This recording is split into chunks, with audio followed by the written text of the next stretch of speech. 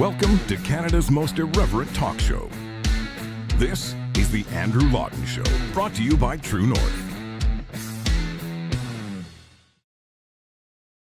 Welcome and happy Tuesday to you all. Do not adjust your sets. Yes, my name is Kris Sims. I'm the Canadian Taxpayers Federation, and honor to be for Andrew Lawton. Andrew is away on a secret assignment at an I'm sure he'll be able to update you on that sometime next week. But for now, and for the next few days, I'm going to be your host of the Andrew Lawton Show. But please don't adjust your set. Don't turn away, because we have some excellent shows lined up for you. What I'm going to be focusing on over the next few days are government overreach into things like energy, right? Why is it costing you so much to fuel up your car, to heat your home, to produce your goods, to raise your crops or food? That sort of a question. Why is the government overreaching into things like private property? So we're going to get an update tomorrow on the firearms seizure. A lot of people refer to it as the buyback program, but as a firearms owner, a legal and registered firearms owner, I take issue with that because I did not buy my shotgun from the government, so it is not a buyback program. We're going to touch on that tomorrow. And I also eventually this week wanted to get into what I would often refer to as the government censorship complex. Okay. So what I mean by that is two things. If you can picture it like two sides of a vice grip. On one side, the Trudeau government is passing laws by like C11 and C63, which will curb your expression, which will have government bureaucrats monitoring what you can see, hear, share, and say online in a forum like this, for example. And on the other side of this weird vice grip that the Trudeau government is cranking up really fast is the government funding of media. Journalists should not be paid by the government, okay? It doesn't matter if they come at this from a left-wing perspective or a right-wing perspective, or they try to shoot straight down the middle and be purely objective. The government shouldn't be paying journalists, and journalists should not be accepting money from the government. So I think if we focus on those things, right? Government intrusion into energy costs, government intrusion into private property, and the government overreach when it comes to things like censorship, we're going to have a really fun week. Now, I'm at the Taxpayers Federation. So the Taxpayers Federation, for folks who may not be familiar with its history, we were started way back in 1990. Okay, I know it's kind of hard for some folks to imagine. Some of our lead spokespeople weren't even born then. But back in 1990, for the record, I was in junior high. New Kids on the Block were topping the charts. There was no such thing as the internet, except for in some US government databases. And we had fax machines. So back then, the Taxpayers Federation started as a merger between the ratepayers of Alberta and the ratepayers of Saskatchewan. Largely, they were angry at the GST, which was, of course, a huge sales tax, which was imposed across Canada at 7%. So that is a bit of our history. What we focus on, though, is lower taxes, less waste, and more accountable government. If you have those three things, your life is generally going to be better, because it means you're going to have smaller government that is going to be less intrusive. You're going to have government that doesn't waste your money on stupid things like sex toy shows in Germany. Yes, we famously paid for something like that. And we know that politicians will be held to a higher level of accountability. Okay, so that is really our mission. And if I still can't sell you on why something like the Taxpayers Federation is important, if it sounds like taxes are boring, do a little thought process. If it's safe to do so, close your eyes. Okay? Keep them closed. Picture your salary almost doubling, like your take-home pay. Picture it almost doubling. What could you do with that kind of money? Really? Could you save for a down payment for a house that right now is out of reach? Could you maybe pay down your mortgage faster if you already are fortunate enough to own a house? Could you put your child through trade school or university? Could you take that trip to Europe that you've never been able to afford? What could you do with your salary being doubled? You know, private schools, charter schools, something for your kids. That's how much money the government is taking from you. Yeah, close to 50%. So mid 40% right now, 40, mid 40% right now is being taken from you by various levels of government. So folks at the Fraser Institute crunch these numbers every year. You can go check out their excellent report for this year. Again, it's in the mid 40s. So all that is to say, nearly half of your money is taken by various levels of government. So municipal, provincial, and federal, through the forms of taxes, fees, levies, whatever else they want to call their highway robbery. And I bring that up to you because sometimes it can get depressing and you can get bogged down, especially this time of year if you just finished filing your taxes. And it may seem like something that's out of reach to you. But I want you to do that thought process and imagine your salary doubled and remind you that that is your money. The money you earn at your job and vocation, maybe you run a business, maybe you work overtime, right? That is your money. It does not belong to the state. It does not belong to the government. And then for folks, say your sister-in-law is chirping up at Thanksgiving dinner or whatever, you're looking forward to seeing her this summer, and you're picturing her say, oh, well, what about all the services we get? Okay. How good are your government services? Have you been to a passport office lately? Have you tried to get City Hall to act on something lately, like filling in potholes? How good are government services functioning for you right now? Are you getting your money's worth? Is this worth half of your salary? So, for folks who aren't familiar with the Canadian Taxpayers Federation, it's that kind of stuff that we are focusing on quite frequently. I wanted to touch on a few things before I go to our first guest, and you do know him. So, the news today is that it's kind of trumpeted as good news of, yay, the inflation rate is slowing. It's now at 2.7%, right? Well, 2.7% doesn't sound like a lot, right? That sounds like a low-ish number. We're under 3, so that must be good, right? No, it's still going up. That is the point, right? So the inflation rate is still going up year over year. It is still costing you more money for the basic necessities of life year over year. And for folks who don't know, the inflation rate is typically calculated based on what the government will call a basket of goods. Okay, so literally picture a basket of goods. So imagine your groceries in one side of the basket, and then outside of that, they'll look at things like housing and fuel, all that sort of stuff. For those of you who went away for the long weekend, maybe you headed up to the mountains with your friends and had a few drinks at a higher tax rate, by the way, because the tax on alcohol did go up on April 1st. If you fueled up the truck, maybe you actually have a boat, right? You probably noticed how much more expensive it is this year than last. Then you add on things like groceries, and holy Hannah, are groceries ever more expensive now? And I find that this is where people really start connecting with things like inflation, because that's what we do hopefully every week if you're able to. You go to the grocery store, usually it's a mom, sometimes it's a dad or whatever, and you do a big shop on the weekend. So anecdotally speaking, for a family of 4, my average bill has gone up over the last few years from about $260-ish if I'm being careful, to around $345, $350. Again, being careful. We're not stocking up on steaks or big hunks of meat or anything like that. This is just your average grocery shop. Turns out the numbers actually bear fruit there. Turns out that since 2021, so April of 2021, 3 years ago, inflation on food is up more than 21%. Yeah. So if you're noticing that your average family grocery bill has jumped over the last few years from the mid 200s for the week, give or take, to the mid 300s, give or take, for the week, you're not wrong. The numbers are showing that to be true.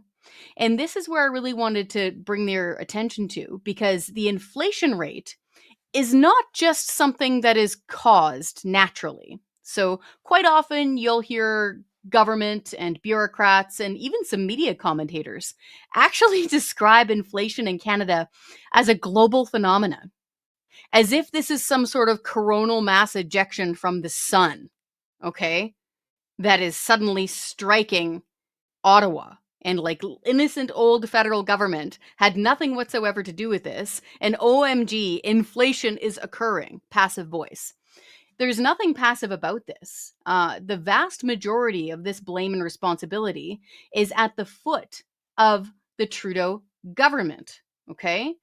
Our guest coming up next is going to explain this much better than I can, because don't tell anybody, but he's got a degree in economics. Super smart dude. But generally speaking, okay, if the government hikes your taxes on essential things like, say, gasoline, natural gas, and diesel, by the way, trucks still run on diesel. And if you increase the cost of trucking, you increase the cost of pretty much everything we eat and use. And at the same time, if they lock down businesses and industry, so you are producing fewer things, you're creating fewer objects and widgets to pay for with your money, and you're running the printing press over time, you're printing money, right? You are going to cause inflation. And so this is largely what we are seeing right now. So again, you might hear some of the tone coming out of the media this morning saying, hey, great news. Inflation is slowing. Inflation is cooling. That is good news. But the real news is that the cost of living is still going up. Inflation is still going up. And why does it keep on going up? Why are governments overspending, right?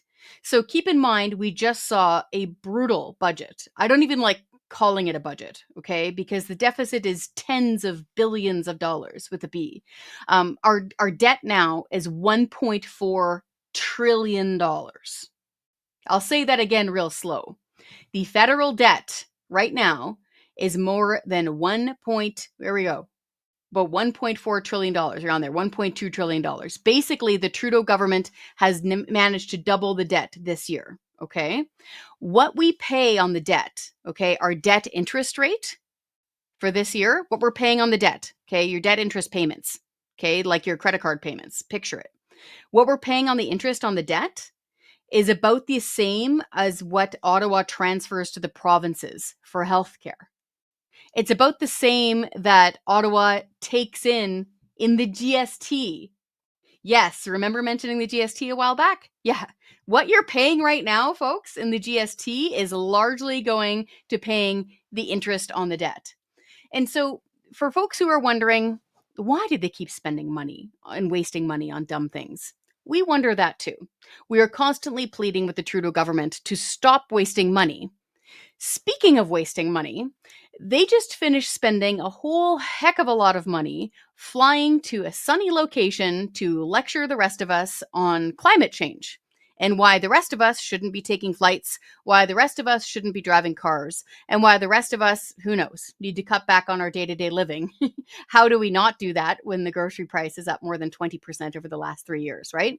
But I wanted to do a musical intro for our next guest, okay? Because this is something you have got to see.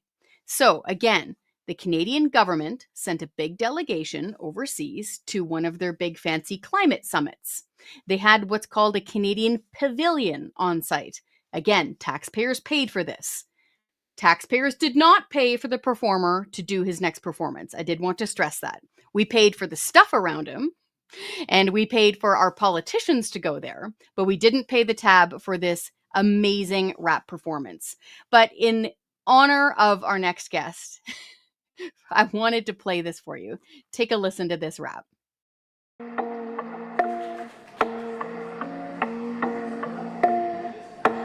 All right, I don't even know what it says. Climate disinformation, get that immunization, the vaccine for bad meme infiltration. Climate misinformation, it leads to polarization, which leads to radical conspiracy ideation. Simultaneous translation between conspiracy theories and violent means of change embracement. Economic incentives or ideological basis, it doesn't matter, cause either way it's still disinformation. Climate change is upon us and emissions are like a bomb as the wave of increasing heat carries on and on. The wave of disinformation keeps on getting shared online, tracked by the lab of Marie-Eve Carignan from Université Sherbrooke. According to her book, the anti-government left and right now share a yearbook. And when it comes to of floods, droughts, and wildfires. Even today's environmentalists can be climate deniers. Those are the yoga QAnon people up in the mix. Marie Eve tracks the patterns with the acronym FLICK. False X words, fallacious logic, unrealistic expectations, cherry picking and conspiracy theory ideation. That's FLICK. Advertisers can help us find the fix. The climate host is exposed, brought to you by Wix. From the false promotion of bad pollutions and tricks to the outright denialism saying it doesn't exist. There's a reason for the IPCC. It doesn't make assumptions. Make your advertising conscious. Take it from Jake Dubbins. Yes, we need free speech to get the facts in the fight. But like Jake said, ad revenue is not a human right. Yeah, so that was rap star who goes by the handle Baba Brinkman, and he apparently is the son of a Liberal member of Parliament, Joyce Murray, and his job is apparently to rap about things like climate change, and he put on that performance at the recent climate meeting that our government was at. Joining me now is the federal director for the Canadian Taxpayers Federation, my good friend and colleague, Franco Terrazzano. Whenever he is ready to rock, there you are, Franco. Welcome back to Lethbridge. Hey, I don't know how I'm going to top that intro, but I'll try. Okay, so for folks who are not sure where Franco is right now, we've expanded our empire in southern Alberta, the Canadian Taxpayers Federation. And Franco is also here in Lethbridge, so we will be saving on long distance charges. Franco, can you please explain what our viewers just watched just a little bit? Yeah, that was the wrap at the Canada Pavilion at the COP28 United Nations Climate Conference in Dubai. And folks, the federal government ended up spending $3 million sending 182 people to this United Nations climate conference in Dubai. $3 million, folks, because, nothing screams fighting climate change like jetting around the world, burning through jet fuel and burning through millions of taxpayer cash. But all said and done, it looks like taxpayers are on the hook for at least $3 million for these 182 politicians, bureaucrats, and other delegates to fly halfway around the world and talk about climate change. Brutal. And so for folks who want to check out the story, it's on our website, taxpayer.com. Our good friend and investigative journalist Ryan Thorpe dug up a lot of this data. Do you have the numbers in front of you, Franco? Can you break down a little bit on what we paid for things like flights? I'm sure they were all electric planes. And then we'll get into the some of the menu costs. Yeah, well, okay, so let me break it down. So at that Canada Pavilion, that cost us $1.3 million so they could showcase the breadth of Canadian climate leadership, whatever that means, $1.3 million. You also had $800,000 spent on transportation. You had $470,000 spent on accommodations. They were staying at places like the Marriott, the Premier Inn, of course. There was even a couple rooms booked in the range of about $800 a night. So it sounds nice when you're putting it on the taxpayer credit card. And then they also spent $300,000 on meals and incidentals. That's just amazing. So for folks who are watching this, I can hear your blood boiling right now, and it kind of speaks to the hypocrisy, right? So it's the same thing where the Trudeau government will spend about $1 million in 1 year on affordability retreats that we all pay for, right? They get to jet to some fancy hotel and eat fancy things and yap about affordability, when, by the way, most of their bills are paid for and have been for years as members of parliament and cabinet ministers. But the same thing is happening here. Right? They're flying to some faraway fancy place to fight climate change while literally flying there on jets. Do you ever get any response from the federal government, or do we ever get any response? I know we see a lot in our inbox from our supporters. Do they ever try to justify these kind of expenses? Are they reducing climate change by having these meetings? Well, I think for the most part, they just try to look the other way and hopefully nobody notices, right? I think that's their number one strategy. If they even get to a number two strategy, if we can call it that, they'll just say, oh, fighting climate change is important. But, I don't think fighting climate change, I don't think you do that by flying 182 politicians and bureaucrats halfway around the world, like I said, burning through jet fuel and millions of tax dollars. Now, this isn't a one-off, folks, right? This happens all the time. That was COP28 in Dubai. Let's not forget about COP26 in Glasgow, okay, where Canada sent 276 delegates, which was the largest of any G7 country, including the host nation, the United Kingdom. Okay. But not only was that bizarre, you even had her own finance minister, Chrystia Freeland, who apparently doesn't have Google Maps on her phone because she stayed in the wrong city. She stayed in Edinburgh, which is like, if I can remember correctly, 86 kilometers away from Glasgow, where the conference was happening. So, what did the finance minister end up doing? Well, to get back and forth, she booked a luxury chauffeur service and billed taxpayers like $3,000 to get her back and forth to the conference and this wrong city that she decided to stay in. So not only were they burning jet fuel, I guess they were also burning a bunch of fuel for this luxury chauffeur service. That is just amazing. And it reminds me of that same finance minister. I think it was last summer when she went up to Prince Edward Island outside of Charlottetown. By the way, Charlottetown does not have a rapid underground subway train. Just spoiler alert. But she was still outside of Charlottetown and she starts lecturing people there, like potato farmers there, about, you know what, I'm car free. I don't drive my car and everybody should be taking public transit. Survey says taxpayers actually pay to cart her around. Funny how that works, like most cabinet ministers. So she was within the GTA, even when she was within the Toronto area where they have things like the GO train, she was still, by and large, being driven around. Guess what? At our expense, at taxpayers' expense. Now, Franco, where do we go from here? I know I often hear from people saying, you know what, we can give them, the Teddy Waste Awards. We can give them all these golden pig trophy statues for blowing our money on these stupid, hypocritical things. But where do we go from here? Is the answer just to put so much pressure on the next government that they either don't go to these meetings or they zoom it in or they send, I don't know, a handful of people to these instead of 100 people? Well, no, I don't think we want to wait that long, right? Like we can get some wins today, and one of the ways that you can also put pressure on these politicians and bureaucrats is we've seen it work in committees, or at least work to an extent, right? Like, so this is a good segue because you probably remember when the governor general infamously and her entourage of about 30 people spent more than $1 million on a week-long trip to the Middle East, Yep. where they blew almost $100,000 on airplane food. Like, I don't even know how you blow $100,000 on airplane food, but they were dining on like beef carpaccio, beef Wellington. Kris, you can't even get beef Wellington flavored chips on your normal airline. I don't know how they're, dining on the real deal. But after that, like after the story broke, I believe it was the National Post who originally had the story. You had the members of parliament in this committee bringing some of the high level bureaucrats in front of them to answer for this crazy expense. And I'll remember some of those bureaucrats were trying to act shocked, saying, we had eggs, we had omelets, we don't know how the bill got that high.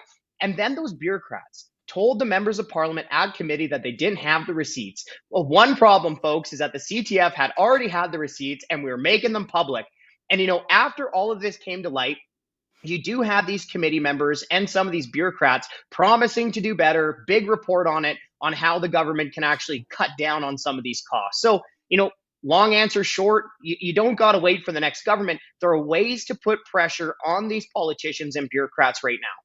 Yes, exactly. And for folks who don't believe it, just pick up the phone, send an email, talk to your member of parliament, because I'm guessing, especially if they're part of the governing parties, so if they're Liberal or NDP, they're not blind. They're looking at the polls, okay? And they're seeing the headlines. And if they're worried about losing your vote in the next election, now things get really serious because now their creature comforts might be cut back on. So that's a good way to go after them. I wanted to touch on the inflation rate a little bit with you because I teed you up earlier in the show. You do have a degree in this stuff. And so I know I was explaining it in a really pedestrian sort of way of like printing so much money and shutting down industry at the same time causes, a big problem with inflation.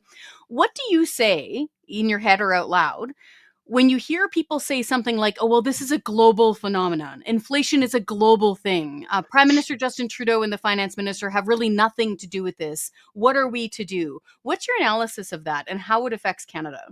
Well, first of all, I mean, when other countries and when politicians and bureaucrats in other countries do silly things, they get the same silly results, right? When they hike taxes, when they run these huge deficits, when they print a bunch of money in other countries, yeah, they're going to get the same result. But like folks, like Kris, as you mentioned, like inflation doesn't just magically happen.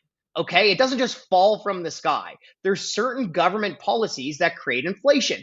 And let me just go through four. Okay, so number one, you have inflationary taxes, taxes that are designed to raise prices, like the carbon tax, right? I say this all the time. Every time Trudeau goes by like a Shell gas station and he sees those high prices, he's patting himself on the back because the whole point of the carbon tax is to make things like gasoline, diesel, propane, natural gas more expensive.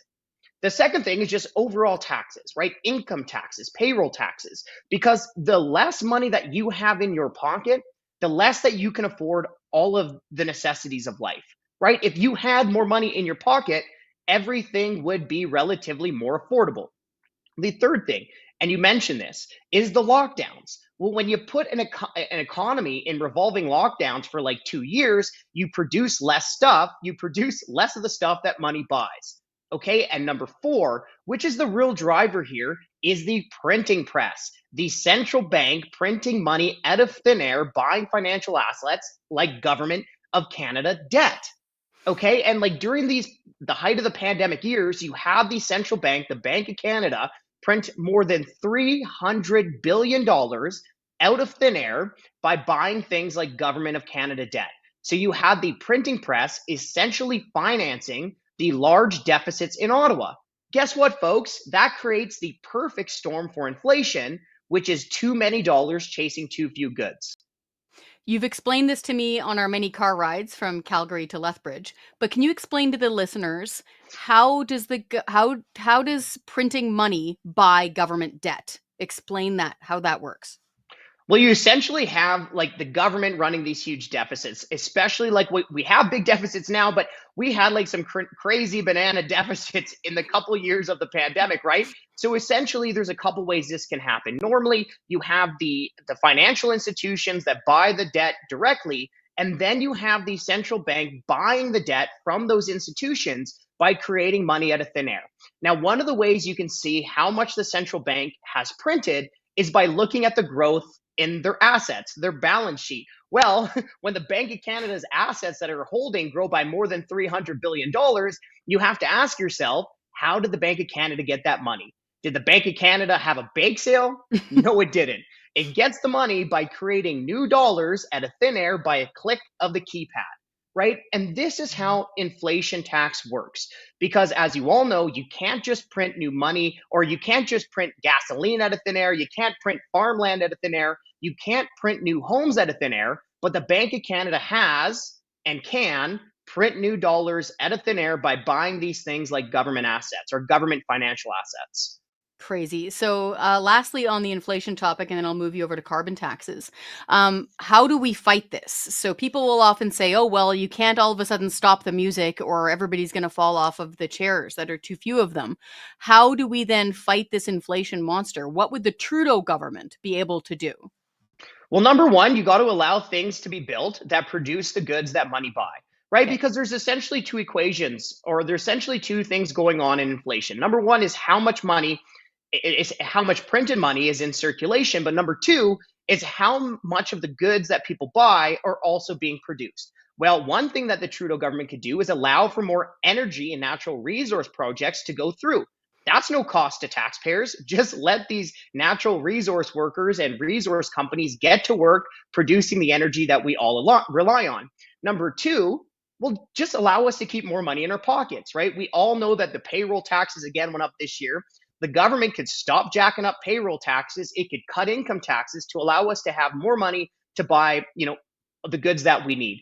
Number three, what the government really has to do is cut spending and stop running these crazy $40 billion deficits and actually balance the books, right? Stop adding on more debt, cut spending, put down the credit card. Exactly. And on the issue of credit card, it was shocking to me when you were covering the federal budget and you found that with our massive, more than $1 trillion in debt, folks, if you don't understand how big a trillion is, if you started counting loonies right now, like Scrooge McDuck, it would take you about 30,000 years to count to 1 trillion. Okay. So our debt is more than $1 trillion. And the interest charges on that debt, you were saying, is the equivalent of what we either pay in the GST or what Ottawa sends to provinces in health transfers. That was mind-blowing. Interest charges on the debt are now costing taxpayers more than $1 billion a week. More than $1 billion a week. Now, to put that in perspective, like a new hospital costs around $1 billion to build, to have under construction, right? So think about what we're losing. The money's not going to healthcare. It's not going to lower taxes. About $54 billion this year in interest charges are going to the bond fund managers on Bay Street just to service the Trudeau government's debt. And Kris, you're absolutely right. In fact, the federal government is wasting more money on interest charges than what it sends to the provinces in health transfers. More on interest than what the feds are sending through the Canada Health Transfer. But not just that, folks. Like, welcome to Canada.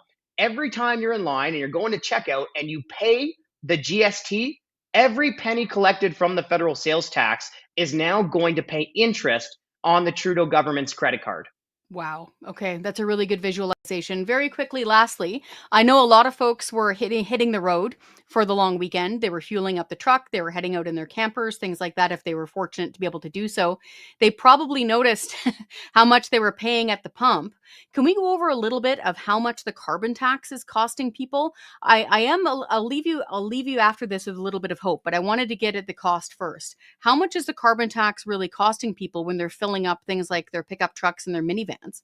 Yeah, so it's what, 17 cents a Yeah. liter of gasoline. It's 21 cents per liter of diesel. Of course, we're hopefully winter's over now. I was in Alberta for May long. It didn't feel like winter was over, but you all just paid the carbon tax on your natural gas, the carbon tax on your propane to stay warm. The carbon tax alone on natural gas cost the average family like $300 this year alone. So it's a big bill, folks. And speaking of the disinformation around the climate policies, well, I think the biggest amount of misinformation is coming from the Trudeau government itself whenever it talks about the rebates. Of course, the federal government can't tax you and then make everyone better off with rebates. In fact, we're in Alberta right now. Well, the carbon tax will cost the average family here in Alberta $911 more than what they're getting back in rebates this year. And that cost is only going to go up as Trudeau continues to crank up the carbon tax every single year. And more bad news, that doesn't even factor in the second carbon tax that the Trudeau government brought in through fuel regulations last Canada Day. Wow, that is brutal. I did have a question from the audience that I will lean forward and squint. I know the answer to this one, but I want you to take it. Hey, Franco, has Minister Freeland ever balanced the 2018-19 books? There was a $600 billion not accounted for there for a long time. So has the government, Prime Minister Justin Trudeau's government, ever balanced the books? Did it balance itself? Sure hasn't. Sure didn't. Okay, so you might remember when Mr. Trudeau was first running to be the prime minister back in 2015. He said, "Oh, we'll just have these little tiny deficits. Don't worry about them. They'll be very small, about 10 billion or less every single year, and we'll finally balance the budget in 2019." That didn't happen. 2019 comes along even before the pandemic, and the federal government was running about a $20 billion deficit. Now, that doesn't look like a balanced budget to me. Fast forward to today, folks, even after a massive capital gains tax hike, even after a tax hike that'll chase away investment, chase away jobs, go after doctors, they're still running a $40 billion deficit this year. And the best that the Trudeau government seems to be willing to give taxpayers is a pinky promise that they'll eventually bring the deficit down to $20 billion 5 years from now. What a way to run the country. All right, Franco, I wanted to leave you with a nice note. It is good to see, I think, more of a popular attack against the carbon tax, right? For the longest time here at the Canadian Taxpayers Federation, we were pushing, trying to explain why the carbon tax is costing people so much money. But man, this is now getting into the popular vernacular. When you and I were driving back from Edmonton, we pulled over to an Axe the Tax rally that was just randomly happening on the side of the highway, safely on one of those truck pullouts. That was really cool to see. Yeah, a little bit of optimism, right? Because we're talking about the massive spending, we're talking about the massive tax increases, and we're also talking about inflation.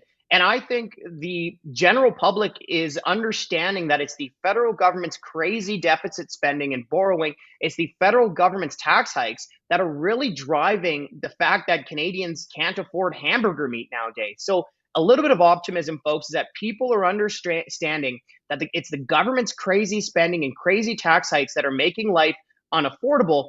And more Canadians are just getting fed up and saying enough is enough, So let's keep the pressure on, folks. I know it could feel like tough times now, but I think there's some light at the end of the tunnel, and hopefully we can rein in the crazy deficits, crazy spending, and crazy tax hikes. Awesome. Thank you so much, Franco. Take care. Right.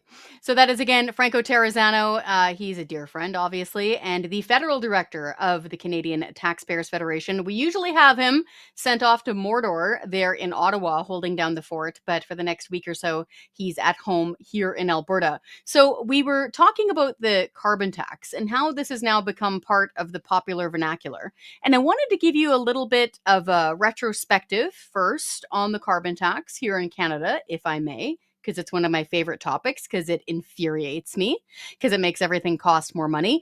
And I wanted to leave you with a little white pill, a little bit of optimism at the end of this show. So the carbon tax here in Canada started back in 2008, okay? And it actually started in the province of British Columbia. And back then, politicians promised us many things. It reminds me of that old saying of, how can you tell a politician isn't telling the truth? His lips are moving, right? So back in 2008, the BC government brought in a provincial carbon tax. Back then, it was a few cents per liter of gasoline and diesel. And they promised many things. They promised that it would be revenue neutral. They promised that it would stop at $30 per ton. They promised that it would reduce emissions in British Columbia. And they promised that it would create a plethora of alternative, affordable energies for people to switch to. I'll get back to that in a second. Today, none of that is true. None of that is true. It's now $80 per ton federally. It is a forced mandatory minimum carbon tax across the country. British Columbia was used as the template, by the way, for the federal carbon tax. It's going to be going up to $170 per ton. When combined with the second carbon tax, this thing is going to be over 50 cents per liter of gasoline. Yeah, figure your fuel tank capacity and then do the math, right? So that is how the carbon tax started. Oh, by the way, emissions keep on going up in British Columbia. So outside of when, lockdowns had happened and people weren't allowed to leave their bubble and people's businesses have been shut down by the government, okay, emissions in British Columbia keep rising pretty darn steadily, even though they have 2 carbon taxes in British Columbia, even though it is costing folks an arm and a leg to live there. It's one of the major reasons why British Columbia is often described as unaffordable for working people. So here we have this carbon tax, which is now kind of spread all across Canada, which is just making the cost of living, right? Eating food, heating your home, driving to work, making that cost much more. And it's not reducing emissions. So here we are with this carbon tax. So on average, okay, if your sister-in-law is talking about her rebate, okay, the average Alberta family this year will be out more than $900 net. That's with the rebates factored in. I'll say that again slowly. The Parliamentary Budget Office did the math on this. In that report, they have calculated the average Alberta family will be out net more than $900 this year with the rebates factored in. And as Franco was saying, that's of course common sense, right? So when the Trudeau government tries to say things like, you get more back than you pay in, that's nonsense. Everybody with the shred of common sense knows that if you give the Trudeau government a 20, they're not giving you back a 50 at no cost, okay? There's always a cost to this. There's also the cost of the GST. There's also the millions of dollars we have to pay to bureaucrats to administrate the carbon tax in Ottawa. So here we have a carbon tax that is costing us an arm and a leg. It's going to continue to increase year over year. And guess what? It's not reducing emissions. And that's where I wanted to get to close on this. Okay. And we'll probably get into a little bit more of this later on in this week. We'll most likely be speaking with energy analyst Dan McTagg. But we are now on a deadline.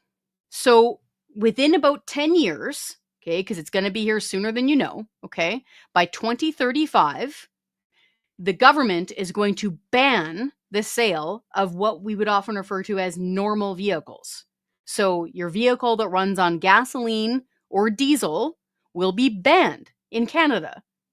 Guys, that's in 10 years' time. That's a really short window of time, okay? Why are they doing this? Well, ostensibly, to reduce emissions, right? That's what they try to say. But we have a few questions about that. Namely, what business is it of the government to ban your vehicle, right? This should be up to individual drivers as to what they want to drive here in Canada.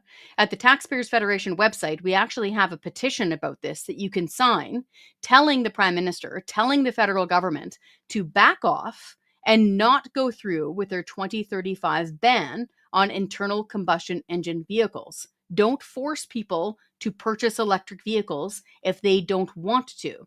Secondly, where is the energy going to come from? This part is really, really critical, and I wanted to take a moment to point this out. Because a lot of times people will get caught up in the, how much am I paying for the carbon tax per vehicle?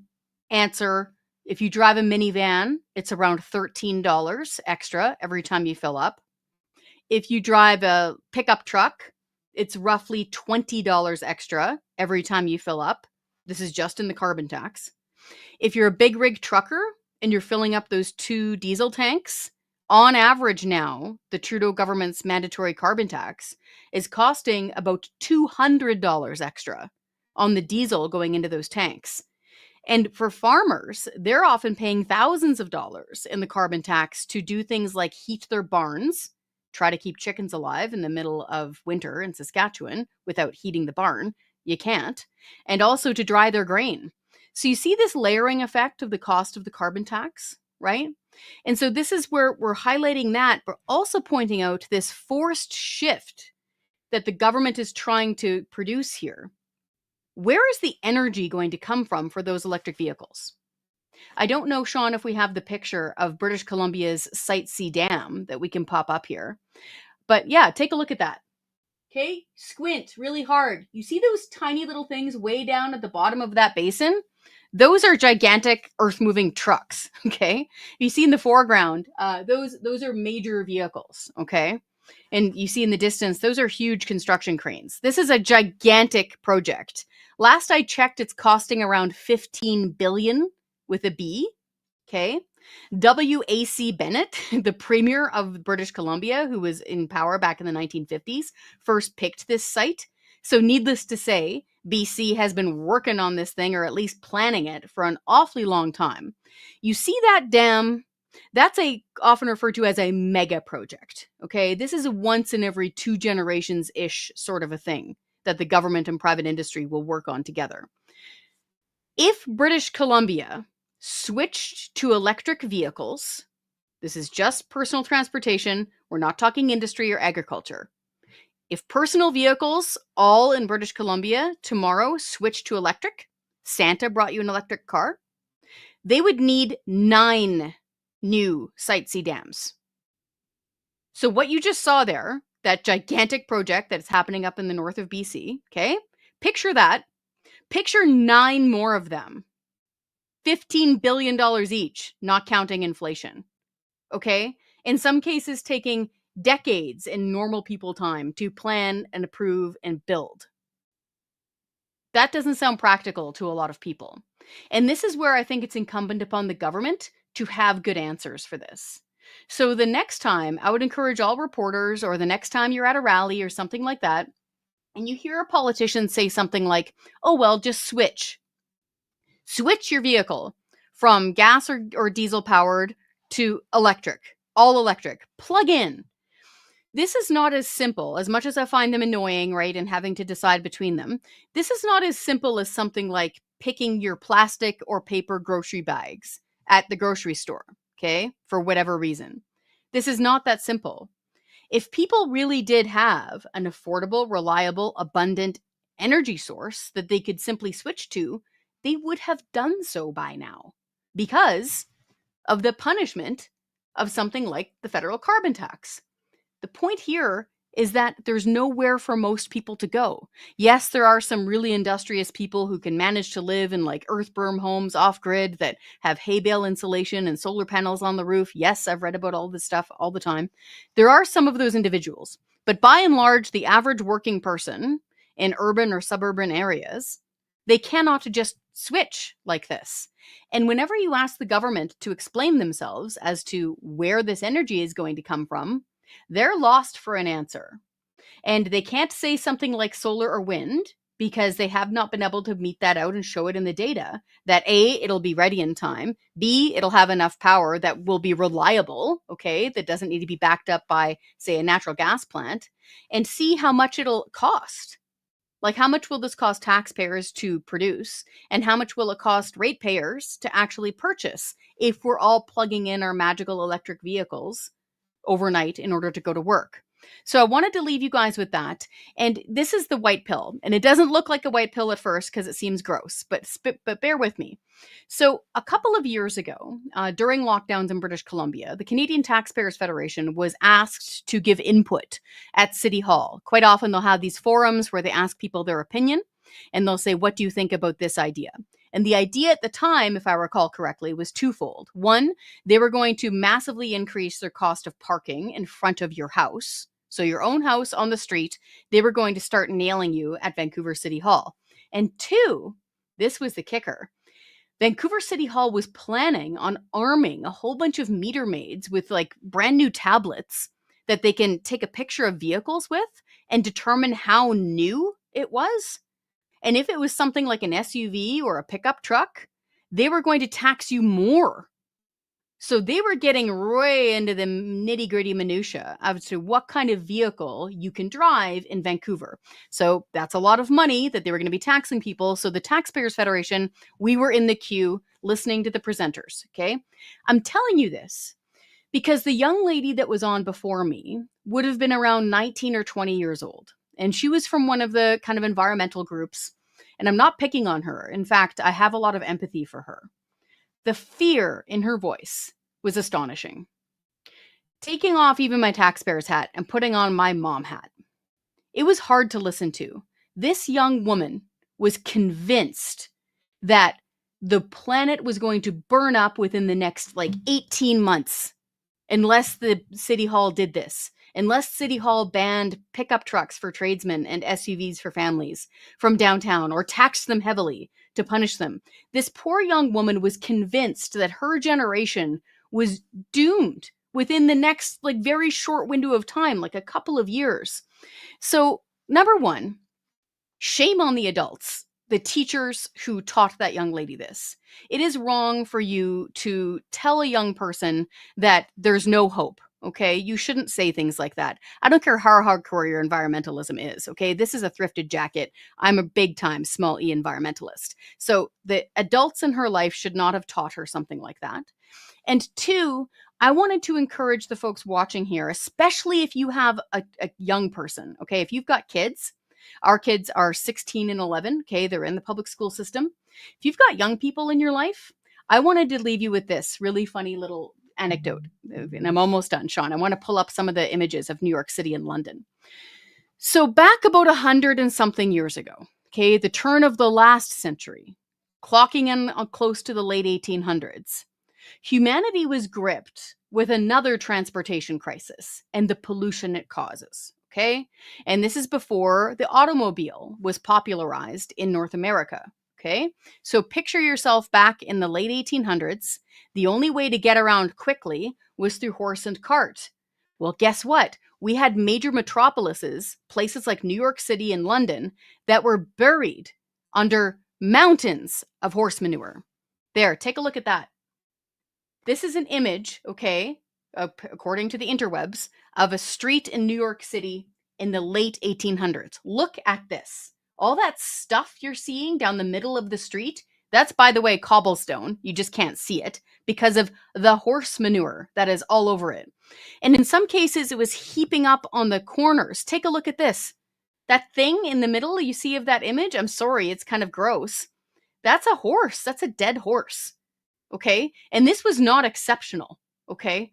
Quite often there would be, horse carcasses off to the side. There would be mountains of horse manure off to the side. And it was causing a massive, number one, environmental problem. Because just imagine the smell and the fumes and the reek and the off gassing of all of this stuff. Okay. And it was combining with pretty heavy particulates coming from wood and coal ovens to create what Londoners would call pea supers, where they would have to seal up their windows and they would have to send people in front of the carriages with torches in the middle of the day so they could see. Okay? The reason why I'm showing you these gross images is to actually, conversely, encourage young people that, you know what? We have had problems with transportation before. We've had serious problems, environmental and health problems before. Imagine the disease in cities like that, where you have horse corpses and mountains of manure everywhere. In major cities, keep in mind, this is not in some far-flung area that is really rural. These were like the gems of human civilization that were living in situations like this. What happened? Human beings invented a much better engine of transportation and mode of transportation. And we got automobiles popularized. Are they perfect? No. Do we have scenes like this in major downtown streets of London and New York? Sure don't. Take a look at that. And then take a look at a street in places like Vancouver. Okay? It is night and day.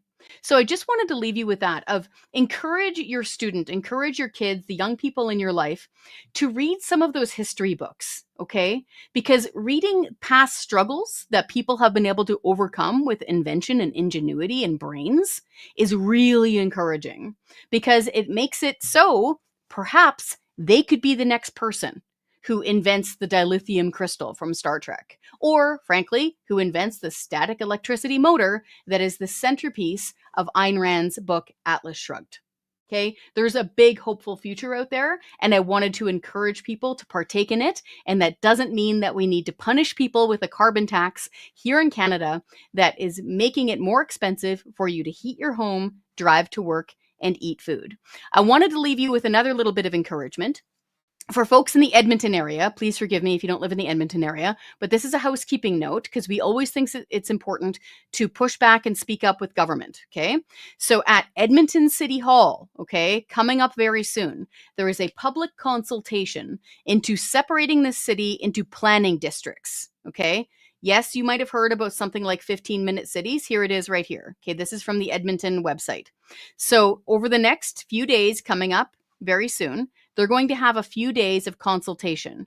Now, to be fair, I've heard a lot about 15-minute cities. Here, take a look at this. Okay, starting on Tuesday, May 28th this year at 9:30. So you can either go to City Hall Council chambers yourself, and you can also watch online. And I would also, frankly, encourage you to write an email to your local municipal councillor if you're living in Edmonton, and let them know what you think about the city being separated into districts. So I just wanted to briefly touch on this, okay, because it does affect your life. Yes, I have heard all about 15-minute cities. Feel free to comment if you want to. But to be fair, I have put in freedom of information requests on Edmonton. I have not found anything when it comes to license plate readers or cameras or anything like that. If I did, we'd be reporting it, okay?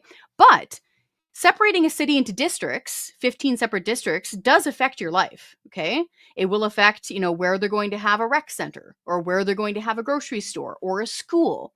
What is going to be considered the hub of your neighborhood? What are going to be the main spoke roads for commercial businesses? So if you're a homeowner, okay, or if you're a renter, or if you're a business owner, if you've got kids in school, or you like being able to be a 15-minute walk from the gym or the rec center or whatever, it's important to give your feedback on this stuff because this is how City Hall is going to distribute their planning, right? So again, on May 28th, do call up City Hall. Do see if you can be a speaker there. By the way, if they have a whole bunch of speakers, they're going to extend the consultation process. I would highly recommend if you're living in the Edmonton area to be one of those speakers because, give you a good example again, in Calgary, this is how they got rid of the bag tax. Was from people, normal people like you, speaking up and pushing back on City Hall. That's all for today's show here on the Andrew Lawton Show. If you liked it, didn't like it, or if you're neutral, please leave a comment. And at the end of the week, we will go into the mailbag. But for now, I'm going to take a break and come see you tomorrow. Have a good one. Thanks for listening to The Andrew Lawton Show. Support the program by donating to True North at www.tnc.news.